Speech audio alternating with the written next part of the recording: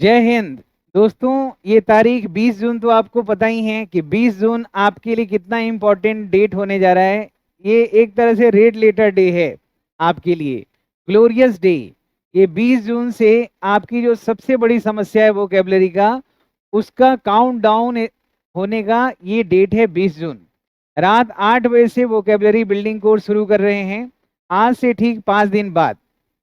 और ये vocabulary building course सामान्य वोकेबलरी बिल्डिंग कोर्स से बिल्कुल अलग है, क्योंकि इस वोकेबलरी बिल्डिंग कोर्स में प्रतिदिन हर क्लास में कोई भी वोकेबलरी को 4 डिफरेंट एक्टिविटीज के साथ कराई जाएगी, ताकि क्लास में ही आपको हर एक वर्ड याद हो जाए। और एग्जाम के हिसाब से मैंने इस पैटर्न को भी रखा है कि क्वेश्चन से शुरू करेंगे और क्वेश्चन पे ही समाप्त करेंगे, कि जो आज मैंने पढ़ाया वो आपको समझ में भी आया या नहीं आया।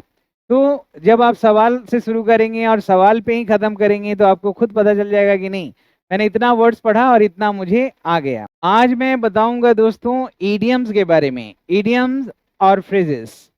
वैसे कई बार बच्चों का ये बड़ा कॉमन सा सवाल होता है, सर फ्रेज क्या होता है और ईडियम क्या होता है। देखिए, फ्रेज भी ग्रुप ऑफ वर्ड्स होता है, ईडियम भी ग्रुप ऑफ वर्ड्स होता है।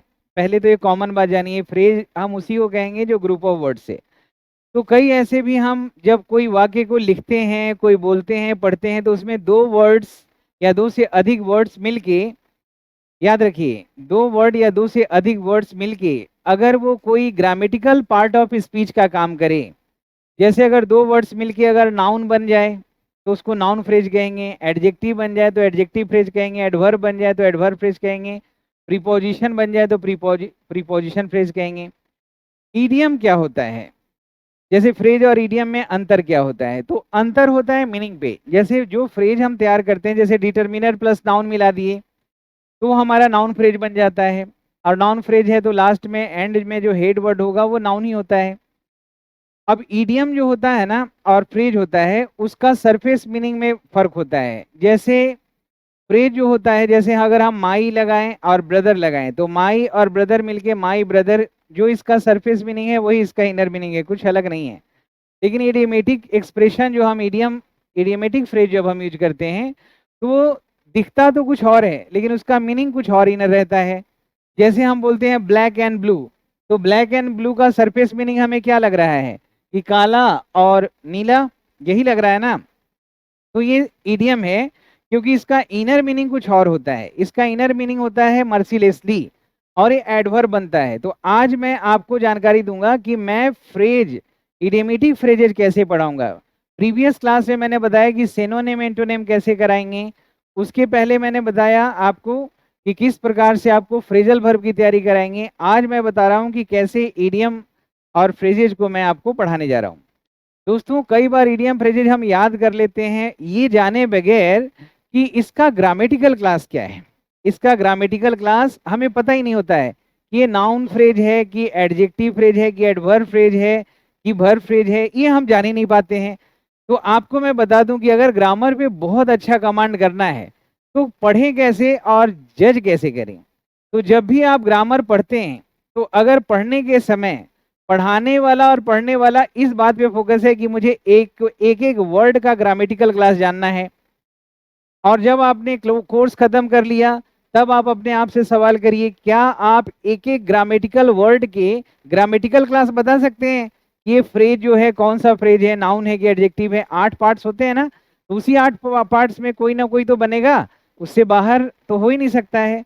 तो अगर आप पढ़ते समय ही अगर इस बात को अगर आप ध्यान में रखते हैं तो निश्चित रूप से आपकी मंजिल जो है, पूरा कोर्स करने के बाद यही होता है कि मैं एक एक वर्ड फ्रेज क्लाउज के ग्रामेटिकल क्लास जानता हूँ।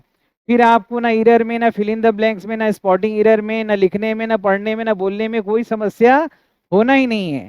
यानी कि शुरुआत पढ़ने का करना है तो यहाँ से कि हम एक एक वर्ड का ग्रामेटिकल क्लास जाने, और जब अंत करें तो आप अपने आप को टेस्ट करिए कि क्या आपको एक एक वर्ड का पता है। तो मैं अगर मान लिया कि 30 इडियम अगर आज करा रहा हूँ तो 30 का ग्रामेटिकल क्लास बताएंगे, जिससे कि पता हो कि अगर ये नाउन फ्रेज है तो क्या काम करेगा भाई, अगर एडजेक्टिव फ्रेज है तो क्या काम करेगा, एडवर्ब फ्रेज है तो काम कहाँ क्या करेगा और कहाँ लगाना है वाक्य में बोलते लिखते समय। इन सब का एकदम थॉरोली आपको ज्ञान मिलेगा। देखिए, सीखना तो मुश्किल है सीखना कभी आसान नहीं होता है, लेकिन एक बार आप मेहनत करते हैं और जिंदगी भर वो एक बार अच्छा मेहनत जो किया हुआ होता है, जीवन भर उसका फल आपको मिलता रहता है। जैसे आप शुरू में खूब पढ़ाई करते हैं आईएएस की तैयारी करने के लिए, यूपीएससी की तैयारी करने के लिए या कोई एग्जाम के लिए, जब आपको वो जॉब मिल जाता है उसके बाद बड़ा कम मेहनत में आपको उस आज के किए हुए मेहनत का फल आपको मिलता है। कहते हैं ना कि learning is a bitter root but it bears very sweet fruit, यानी कि सीखना बहुत मुश्किल है लेकिन इसका फल जो होता है ना बड़ा ही मीठा होता है। तो आप कमर कस लीजिए कि मेहनत करना पड़ेगा, मेहनत से भागना नहीं है, खुद को मरे बिना स्वर्ग मिलना नहीं है, दूसरा को मार के आपको स्वर्ग नहीं मिलेगा, है ना। आपको चलते रहना है, हमेशा सफर में जो है चलते रहना है। एक कहा जाता है ना कि सफर में धूप तो होगी, सफर में धूप तो होगी, जो चल सको तो चलो, सभी हैं भीड़ में, सभी हैं भीड़ में, तुम भी निकल सको तो चलो। किसी के वास्ते राहें कहाँ बदलती है, किसी के वास्ते राहें कहाँ बदलती है, तुम अपने आप को खुद ही बदल सको तो चलो। यहाँ किसी को कोई रास्ता नहीं देता, यहाँ किसी को कोई रास्ता नहीं देता, तुम मुझे गिराकर खुद संभल सको तो चलो। तो सीखना बहुत ही मुश्किल है, लेकिन सीखने के बाद ही यही एकमात्र रास्ता है। आप चाहे जितना ही बैकवर्ड पॉकेट में रहते हैं, जितना भी गरीब हैं, कमजोर हैं, दबे कुचले समाज से आते हैं, परिवार से आते हैं, या बहुत अच्छे से, रास्ता एक ही है आपने जीवन को पुष्पित पल्वित और सुरभित करने का, कि हम शिक्षा का रास्ता पकड़ लें। शिक्षा से बढ़िया ना कोई दान है और ना शिक्षा से बढ़िया कोई हथियार है। इसको आपको हासिल करना है, चाहे आज करें या कल करें, लेकिन सस्पेंस में और कंफ्यूजन में बहुत टाइम निकलना नहीं चाहिए दोस्तों। क्योंकि कई बार ज्यादातर आपको पता है जो एकिल हिल है, बहुत सारे लोग जो टैलेंटेड होने के बावजूद कामयाब नहीं हैं, उनका जो एकिल हिल जो सबसे कमजोर पॉइंट है वो निर्णय ना लेना, सही समय पे सही निर्णय ना लेना उनका एकिल हिल होता है। और जब तक समय रास्ता दिखाई देने लगता है ना, बहुत समय के बाद जूझते जूझते, तब तक बहुत समय पार हो जाता है, तब तक वापस आने का समय हो जाता है, लौटने का समय हो जाता है। तो वक्त पे सही निर्णय लेते हैं तो बहुत निर्णय आपको बहुत ऊपर लेके जाता है, बहुत अच्छा बनाता है। सही निर्णय आपको ग्रेट बना देगा, कामयाब बना देगा। तो आप जरूर इस वोकेबलरी कोर्स को की अहमियत को समझें, और इसको अगर आपने अपने कोर्स में के लाइब्रेरी में अगर इसको आपने शुमार कर लिया तो आपका वोकेबलरी का समस्या जो है वो दूर हो जाएगा। साथ ही साथ रिटेन और स्पोकन का जो फाउंडेशन है वो भी इसके साथ आपका बन जाएगा, जो आने वाले कोर्सेज के लिए आपके लिए बहुत फायदेमंद साबित होगा। आज मैं ईडियम फ्रेजेस शुरू कर रहा हूं दोस्तों। जैसे देखिए, इडियमेटिक फ्रेज का मतलब होता है जिसका देखने में सरफेस मीनिंग तो और लगता है लेकिन इनर मीनिंग कुछ और होता है। तो मैं मेथोडोलॉजी बता रहा हूं कि मैं पढ़ाऊंगा कैसे, समझ रहे हैं। अभी जितने वीडियोज हैं उसमें मैं पढ़ाऊंगा, क्योंकि मैं पढ़ाऊंगा तो इत्मीनान से ऐप पे जब आप इस कोर्स को ज्वाइन करेंगे बहुत इत्मीनान से 8 बजे रात में बैठेंगे और खूब इंजॉय करेंगे। तो ब्लैक एंड ब्लू का मतलब ऐसे सरफेस मीनिंग लग रहा है काला और नीला, यही लग रहा है ना। लेकिन ब्लैक एंड ब्लू को जब हम पहले हमने बोला है ग्रामेटिकल क्लास क्या होगा, तो ये हमारा एडवर्ब फ्रेज है। देखिए मैं लास्ट में यहाँ पे बता भी दिया हूं कि ये हमारा black and blue adverb phrase है, जिसका मतलब होता है मर्सीलेसली, निर्दयता पूर्वक। तो एडवर्ब फ्रेज है तो इसके पहले प्रीपोजिशन नहीं लगाना है, प्रीपोजिशन नहीं लगाना है। अगर एडवर्ब फ्रेज अपने आप में है तो प्रीपोजिशन नहीं लगाना है। तो ग्रामेटिकल पहलू पे भी ध्यान देना है। वोकैबुलरी कुछ और नहीं है, ग्रामर ही है। कोई भी वोकैबुलरी चाहे तो नाउन होगा, एडवर्ब होगा, एडजेक्टिव होगा, वर्ब होगा, और क्या होगा, कुछ हो ही नहीं सकता है। तो ग्रामेटिकल एस्पेक्ट को आप छोड़ नहीं सकते हैं। तो जब हमने यहाँ पे बता दिया कि एडवर्ब है, तो आपको पता है कि अगर मैं बोलूंगा कि I will beat you with black and blue, तो आप कहेंगे कि विद कैसे आएगा, ये तो गलत हो गया ना, ये हमारा गलत हो गया। तो हम इरर भी देखेंगे। I will beat you by black and blue, with black and blue, कैसे प्रीपोजिशन लगाएंगे जब एडवर्ब है। प्रीपोजिशन के आगे तो हर हाल में नाउन आएगा, और नाउन फ्रेज ही आ सकता है ना। तो अब ब्लैक एंड ब्लू का मतलब क्या होता है, तो आप क्वेश्चन में जब बनाएंगे ना तो एग्जाम में भी और ऐसे यूज में भी, एग्जाम के हिसाब से भी बड़ा काम का चीज हो जाएगा, और लिखने के लिए, क्योंकि हर एक एग्जाम में रिटेन भी आ गया है, तो इसका मतलब मर्सीलेसली होता है। इसका सही आंसर हो जाएगा मर्सीलेसली। मर्सीलेस एडजेक्टिव और ये एडवर्ब हो गया। अब हम लिखने पढ़ने में इसका यूज करेंगे। जैसे उसने अपने को निर्दयता पूर्वक, अपने मतलब प्रतिद्वंदी को निर्दयता पूर्वक बॉक्सिंग रिंग में पिटाई कर चुका है। He has beaten his opponents, he has beaten his opponents, ये गलती से लिखा गया है। Opponent black and blue, black and blue in the boxing ring. तो ये ब्लैक एंड ब्लू एडवर्ब है, एडवर्ब ऑफ मैनर है, तो वर्ब के बाद में, और ऑब्जेक्ट हो तो ऑब्जेक्ट के बाद में रखा गया है। सही है। तो ब्लैक एंड ब्लू यहाँ पे इडियमेटिक फ्रेज इसको बोलेंगे। क्या बोलेंगे? Idiomatic phrase. और in the box of ring, इसको हम इडियमेटिक फ्रेज नहीं बोलेंगे, नॉर्मल फ्रेज है। In the box of ring जैसे प्रीपोजिशन से शुरू होता है ना, तो वो एडजेक्टिव या एडवर्ब का काम करता है। इसको हम प्रीपोजिशनल फ्रेज करते हैं, लेकिन काम करता है एडजेक्टिव या एडवर्ब का। तो इन द बॉक्स का रिंग जो इसका मतलब निकल रहा है वो इसका मतलब ये फ्रेज है, ये इडियम है दोनों फ्रेज, लेकिन ये इडियमेटिक एक्सप्रेशन दे रहा है। समझ में आ रहा है ना?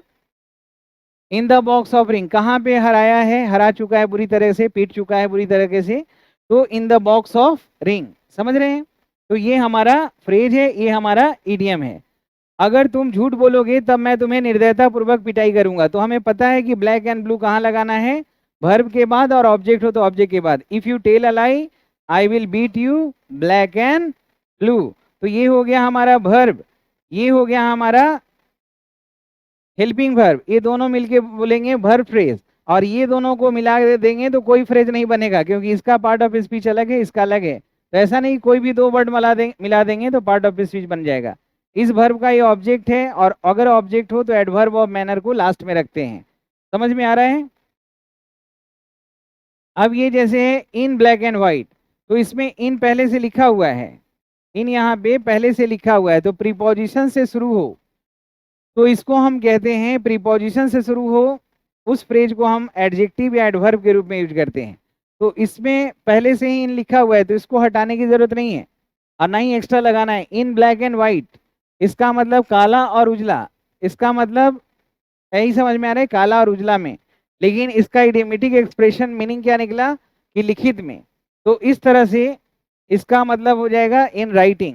अब इसको हम वाक्य में प्रयोग करें, कृपया आप अपना माफीनामा लिखित में दीजिए, please give me your apology in black and white.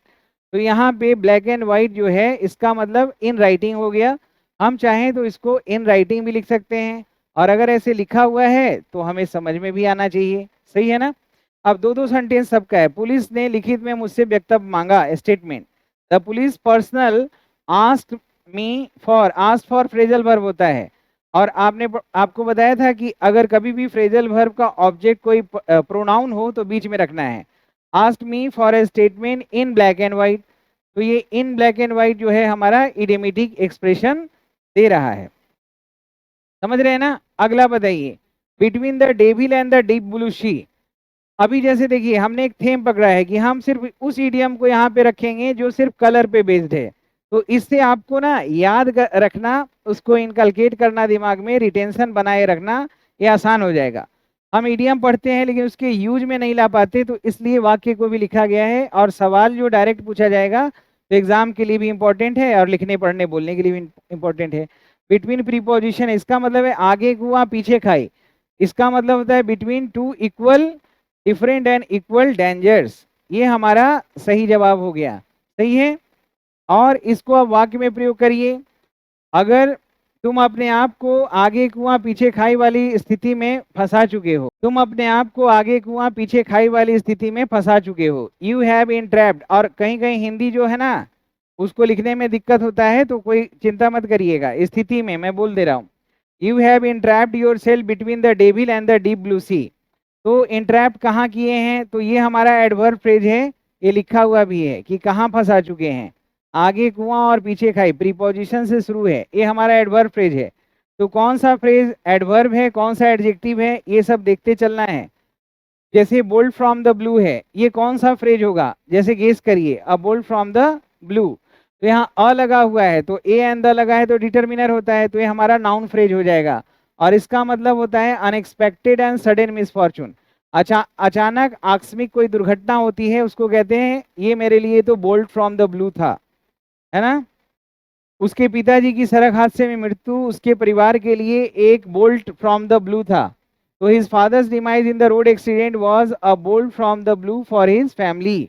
तो a bolt from the blue यहाँ पे कॉम्प्लीमेंट का काम कर रहा है, इस लिंकिंग वर्ब का कॉम्प्लीमेंट है, ये नाउन का काम कर रहा है, नाउन है और कॉम्प्लीमेंट का काम कर रहा है, इसलिए इसको हम नाउन फ्रेज कहेंगे। तो इस तरह से दूसरा वाक्य में भी इसको प्रयोग किया गया है। जैसे अगला देखिए, a blue eyed boy, blue eyed boy का मतलब होता है जो सबका फेवरेट पसंदीदा व्यक्ति हो कोई, तो ये हो जाएगा फेवरेट पर्सन, यानी कि जो डी आंसर है ये हमारा सही है। अब ब्लू आइड बॉय है, बोलते हैं ना कि मैं ब्लू आइड बॉय बनना चाहता हूँ, वह ब्लू आइड है इस क्लास के लिए, इस स्कूल के लिए, इस गांव के लिए ब्लू आइड बॉय है। ठीक है, तो वह लड़का अपनी विनम्रता और ईमानदारी के कारण हम लोग के लिए बहुत प्यारा है, सबका फेवरेट है, तो he is blue eyed boy for us because of his humbleness and honesty. और ये क्या है, ये हमारा नाउन फ्रेज है, देखिए यहाँ पे लिखा हुआ है, कौन सा फ्रेज है, नाउन फ्रेज। अब अगला जो है इसको क्वेश्चन को देखिए फिर प्रयोग में लाएंगे। टू फील ब्लू, तो ये वर्ब से शुरू है ना, इसको हम वर्ब की तरह इस्तेमाल करेंगे, कंटिन्यूअस परफेक्ट, जहां पे भी पास्ट में फ्यूचर में। अब ये जो वर्ब से स्टार्ट हो कोई इडियोमेटिक एक्सप्रेशन उसको वर्ब फ्रेज बोलिएगा। और टू फील ब्लू का मतलब होता है टू फील सैड, ब्लू का मतलब सैड या सॉरो, तो ये ए ऑप्शन जो है ये हमारा सही हो जाएगा। अब इसको देखिए मैंने यहाँ पे लिख दिया है कि to feel blue verb phrase है, उदास महसूस करना, दुखी महसूस करना। After losing he chance he is feeling blue now, तो यहाँ पे फील के जगह फीलिंग किया ना, हैज होता तो फेल्ट हो जाता, तो ये वर्ब फ्रेज है तो वर्ब की तरह इस्तेमाल होगा, एडवर्ब फ्रेज है तो एडवर्ब की तरह इस्तेमाल होगा, नाउन फ्रेज है तो नाउन की तरह इस्तेमाल होगा। लिली वाइट, जैसे अगर हम कह रहे हैं कि लिली वाइट है, तो लिली वाइट का मतलब क्या हुआ, तो ऐसे समझ में आ रहा है, वाइट मतलब जिसमें कोई ब्लेम ना लगा हो, मतलब एकदम निर्दोष है, ब्लेमलेस है, तो ये बी ऑप्शन जो है ना ये हमारा बिल्कुल सही हो जाएगा, ब्लेमलेस मतलब इनोसेंट है, ब्लेमलेस है, गिल्टलेस है, निर्दोष है। हम लोग we can not punish him as he is lily white, तो लिली वाइट लास्ट में वाइट लगा हुआ है ना, कोई यहाँ पे आर्टिकल्स वगैरह नहीं है, तो ब्लू वाइट रेड ग्रीन ये सब एडजेक्टिव है, तो लास्ट में वर्ड अगर एडजेक्टिव हो तो एडजेक्टिव फ्रेज बोलेंगे। जैसे इनोसेंट क्या है, एडजेक्टिव ही है ना, ब्लेमलेस क्या है, एडजेक्टिव है।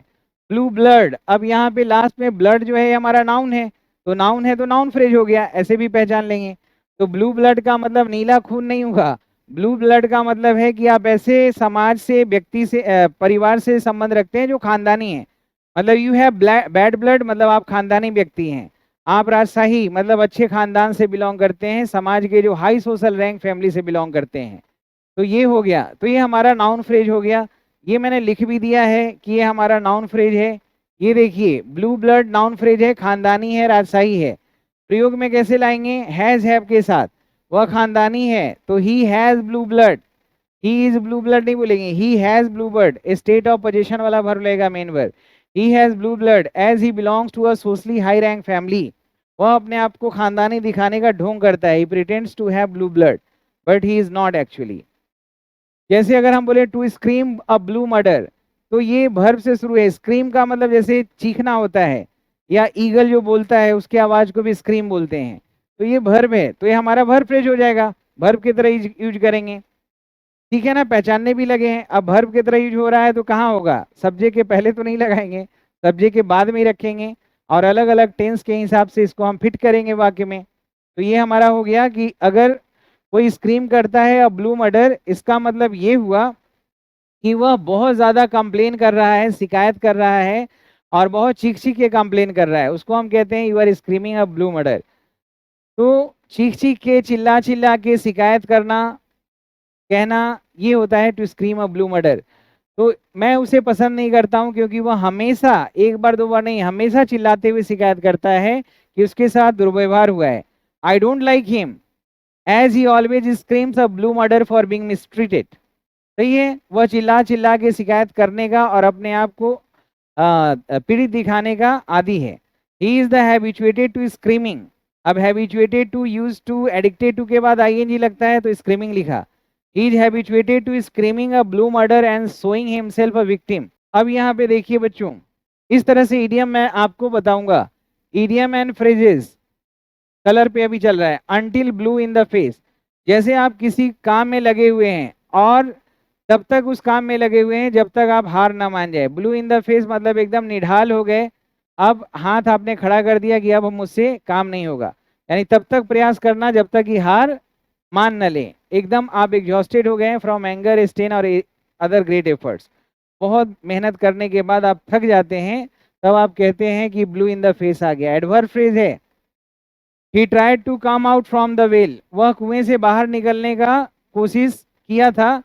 Until he was blue in the face, तब तक किया था जब तक कि वो थक के निढाल ना हो गया हो। तो टाइम बता रहा है, तो हमने इसको टाइम के हिसाब से लास्ट में लगाया है। आई केप्ट कन्विंसिंग हिम, मैं उसे समझाते रहा जब तक कि मैं थक के निढाल नहीं हो गया। Until I had a blue I had blue in my face या in the face. Out of the blue, out of the blue का मतलब क्या होता है? आउट ऑफ द ब्लू का मतलब होता है आकस्मिक रूप से, अचानक, अनएक्सपेक्टेडली, मतलब अप्रत्याशित रूप से। इसको अगर बोले हिंदी तो ठीक होगा, जैसे मैंने लिख भी दिया है हिंदी। और ये कौन सा फ्रेज है? Out of the blue adverb phrase है, अप्रत्याशित रूप से।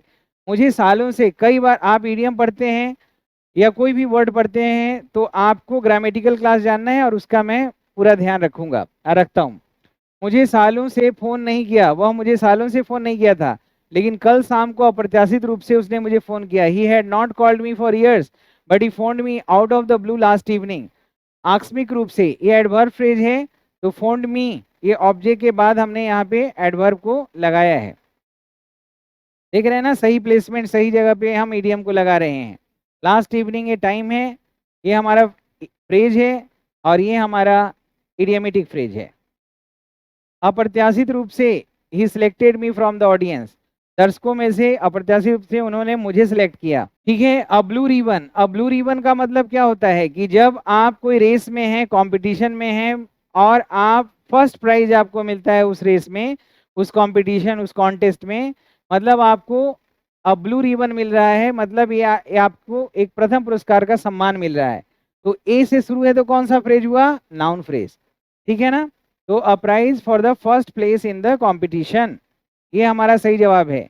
अब नाउन फ्रेज है तो चाहे तो सब्जेक्ट बना लो, ऑब्जेक्ट बना लो, कॉम्प्लीमेंट बना लो।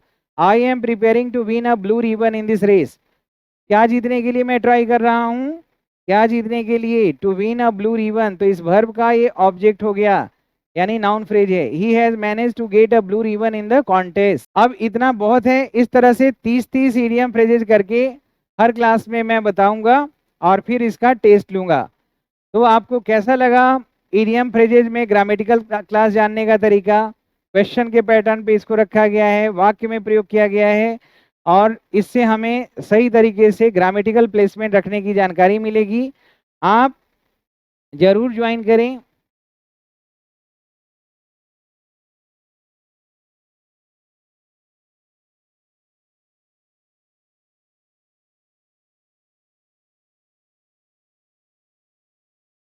तो 20 जून से जो शुरू हो रहा है कोर्स, उसको दोस्तों आप जरूर ज्वाइन करें। इसको बहुत सीरियसली लें, मैं इंसिस्ट कर रहा हूं, क्योंकि ये प्रोजेक्ट जो वोकेबलरी वाला है सिर्फ 500 में रखा गया है, इसलिए कि सारे बच्चे लाभ उठा सकें, और ज़्यादा से ज़्यादा प्रकाश को फैलाइए, अपने ज्ञान के प्रकाश को मेरे साथ जुड़ के। और जो भी वोकेबलरी में जो चीज़ मैं पढ़ाऊंगा, इसका पीडीएफ मैं पहले डालूंगा, ये भी मैं बता रहा हूँ, कि जैसे मैंने अगर सेनोनेम पढ़ाया, एंटोनेम पढ़ाया, रूट वर्ड, सीडीएम, phrases, phrasal verb, confusing word, figure of speech, या स्पेलिंग पिटफॉल्स, या फॉर्मेशन ऑफ वर्ड्स, तो पीडीएफ पहले मिलेगा, क्लास बाद में होगा। यानी हर क्लास का पीडीएफ मिलेगा, और क्लास के बाद ये जितने भी चीज मैं आपको बना रहा हूँ, इसके बुक भी बनेंगे, जो आप परचेज कर सकते हैं बाद में। और ये 8 बुक का सेट आप मंगा सकते हैं, जबरदस्त चीज है। ये मिरायज इंग्लिश ग्रामर जो है तो तहलका मचा रहा है। एडवांस वर्ड बूस्टर तो आपको पता ही है, इसके बारे में कुछ बताना क्या। रीडिंग स्किल में सब कुछ बताया है कि कैसे सेंटेंस को सब्जेक्ट प्रेडिकेट में तोड़ना है अच्छा पढ़ने के लिए, कैसे हम राइटर के ओपिनियन को समझ सकें, कैसे हम कम सेंटेंस पढ़ के पूरे पैसेज का थीम पकड़ सकें। राइटिंग स्किल में सब कुछ बताया हुआ है, फॉर्मल लेटर से लेके। तो ये पूरा 8 बुक का सेट 2000 का है, जरूर मंगवा के पढ़िए। और बाकी कोर्सेज बिल्कुल साइंटिफिक मेथड से हर एक वर्ड का, फ्रेज का, क्लाउज का ग्रामेटिकल क्लास बताते हुए मैं बताता हूँ। लाइव क्लास इसको आप ज्वाइन कर सकते हैं, एकमात्र इसी लाइव क्लास को आपके लिए रखा गया है, बाकी सारे लाइव क्लास में एनरोलमेंट नहीं होंगे। कनेसिया बैच लाइव के लिए और रिकॉर्डेड क्लास, जिसमें रिकॉर्डेड वोकेबलरी जो मैं अभी पढ़ा रहा हूँ वो वोकेबलरी अपडेट कर दिया गया है, और इसमें पीडीएफ भी है, 2000 का है विथ पीडीएफ। और पेन ड्राइव कोर्स में जो भी मैं पढ़ाता हूँ रिकॉर्डेड आपको मिल जाएगा 64 GB का, इसको भी लें।